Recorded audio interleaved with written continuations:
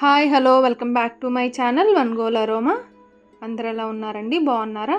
నేనైతే చాలా బాగున్నాను.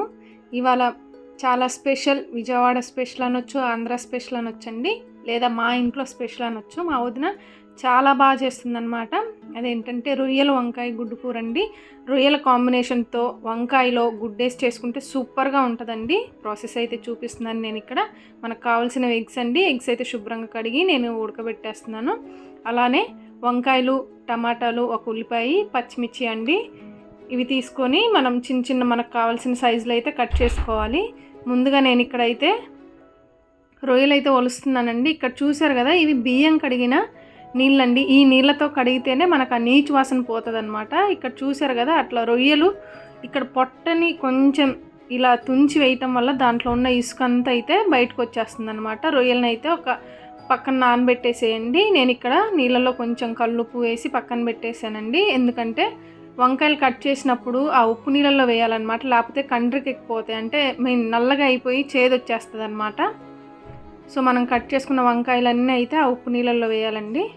వంకాయలు కట్ చేసుకునేటప్పుడు చూసుకొని కట్ చేయాలండి. ఈ పొడవు వంకాయలు ఎక్కువ శాతం పుచ్చులు ఉండే అవకాశాలు ఉంటాయండి. మనం ఏమాత్రం కొంచెం అజాగ్రత్తగా ఉన్నా ఇట్లా చూసారు కదా, పుచ్చులు చూసుకుంటూ వంకాయలు కట్ చేసుకోవాలి.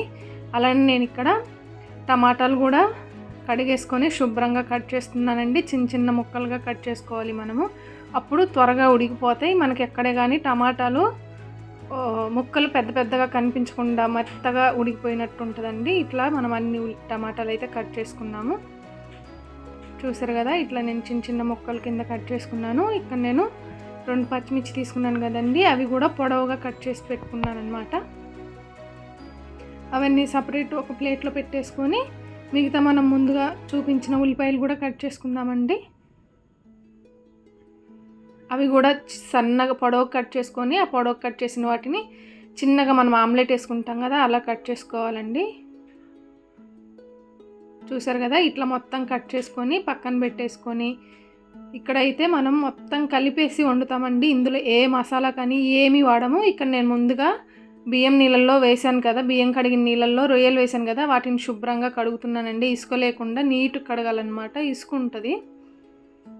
ఇక్కడ ఒక దాక తీసుకొని అందులో నేను మొత్తము కట్ చేసుకున్న వంకాయలు ఉప్పు నీళ్ళల్లో వేసాను కదా, అవన్నీ కూడా వేసేస్తున్నానండి. అలానే మనం ముందుగా కట్ చేసుకున్న టమాటాలు, పచ్చిమిర్చి, ఉల్లిపాయలు ఇవి కూడా వేసేయాలి. అలానే మనం 2-3 సార్లు ఈ రొయ్యలను అయితే క్లీన్ చేసుకోవాలండి. అప్పుడే మనకు అందులో ఉన్న ఇసుక అంతా పోతుంది. ఒకసారి బియ్యం నీళ్ళతో, ఇంకో 2 సార్లు మంచి నీళ్ళతో కడిగేసుకుంటే మనకు అందులో ఉన్న ఇసుక అంతా పోయి మంచి శుభ్రంగా అవుతాయి, నీచు వాసన లేకుండా ఉంటాయండి.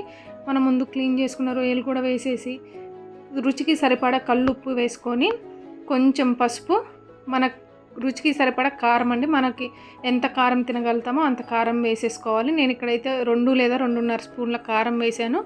అలానే మనకి సరిపడా నూనె అయితే వేసుకోవాలండి. ఇందులో మరీ ఎక్కువ అయితే నూనె పడదు. చూసారు కదా, పాత కాలంలో చేస్తున్న వంటలండి ఇవి. ఇట్లా మనం ఒకసారి మొత్తాన్ని కలిపేసుకొని, ఒకసారి చేత్తో కూడా మొత్తం కలిపేసుకొని ఉప్పు, కారం, పసుపు, మనం వేసిన నూనె అంతా దానికి ముక్కలకి పట్టేంత వరకు కలిపేసుకోవాలండి. ఇట్లా మొత్తం కలిపేసుకొని సరిపడా నీళ్ళు అయితే పోయాలి. ముక్కలు మునిగేంతవరకు నీళ్ళు పోసేయాలండి. చూసారు కదా, ఇన్ని నీళ్ళు అయితే పోసేయాలి. మొత్తం ఒకసారి ఇలా కలిపేసుకొని మనమైతే పొయ్యి మీద పెట్టేద్దామండి. అది ఒక 5 మినిట్స్ లేదా 10 మినిట్స్ ఉడకాలండి. బాగా ఒక మూత పెట్టేసి ఒక 5 మినిట్స్ 10 మినిట్స్ ఉడికిద్దామండి. చాలా ఈజీ అండి, సింపుల్గా అయిపోతుంది అన్నమాట రెసిపీ. అన్నీ కలిపేసి ఇది పొట్టకు కూడా చాలా మంచిదండి. అంత హెవీగా లేకుండా సింపుల్గా తినేయచ్చు అనమాట. మనము పిల్లలు కూడా ఇష్టంగా తింటారు. ఇక్కడ నేనైతే ముందుగా ఉడకబెట్టుకున్న గుడ్లు పీల్ ఆఫ్ చేసేసి 2 సైడ్స్ కట్ చేసుకొని వేస్తున్నానండి. ఇలా కట్ చేసుకొని వేసుకోవటం వల్ల మనం ఆ గ్రేవీ అంతా గుడ్లోకి వెళ్ళి తినేటప్పుడు మంచి టేస్టీగా ఉంటుంది అనమాట. ఉప్పు కారం పట్టి గుడ్డు కూడా చాలా రుచిగా ఉంటుందండి. ఇక్కడ నేనైతే ఇంకొక 5 మినిట్స్ 10 మినిట్స్ ఉడికించానండి. ఉడికించి కొంచెం కరివేపాకు వేసి ఇంకొక 5 మినిట్స్ ఉడికిస్తే మన కర్రీ అయితే రెడీ అయిపోతుందండి. చూసారు కదా ఎంత బాగుందో. కలర్ఫుల్గా చాలా బాగుంది కదండి. మీరు మస్ట్గా ట్రై చేయండి. చాలా సింపుల్ అండి, చాలా బాగుంటుంది. ఇటు విజయవాడ సైడు లేదా పాతకాలంలో ఇలానే చేసుకుంటారండి. అప్పుడు అల్లం వెల్లుల్లి పేస్ట్ ఇవన్నీ వేసి చేసేవాళ్ళు కాదు.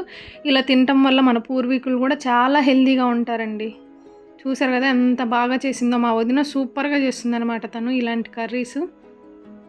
ఇంకా మంచి మంచి వీడియోస్ నేను అప్లోడ్ చేస్తానండి మా వదినతో చేపించి. మా చేపల కూరకు కూడా మంచి వ్యూస్ వచ్చాయండి, మంచి లైక్స్ వచ్చాయి. అందరికీ థ్యాంక్స్ అండి. లైక్ చేసి చూసిన వాళ్ళందరికీ చాలా ధన్యవాదాలండి. నేనైతే ఇక్కడ టేస్ట్ చేస్తున్నాను వేడి వేడి అన్నంలో ఈ రొయ్యలు వంకాయ గుడ్డు వేసుకొని తింటుంటే అబ్బబ్బబ్బా ఎంత బాగుంది. 2 ముద్దలు ఎక్కువే తినేస్తామండి. ఆ రొయ్యలు 1, 2 ఉన్నా చాలండి, ఆ స్మెల్కి తినేస్తాము. తప్పకుండా లైక్ చేయండి, షేర్ చేయండి, సబ్స్క్రైబ్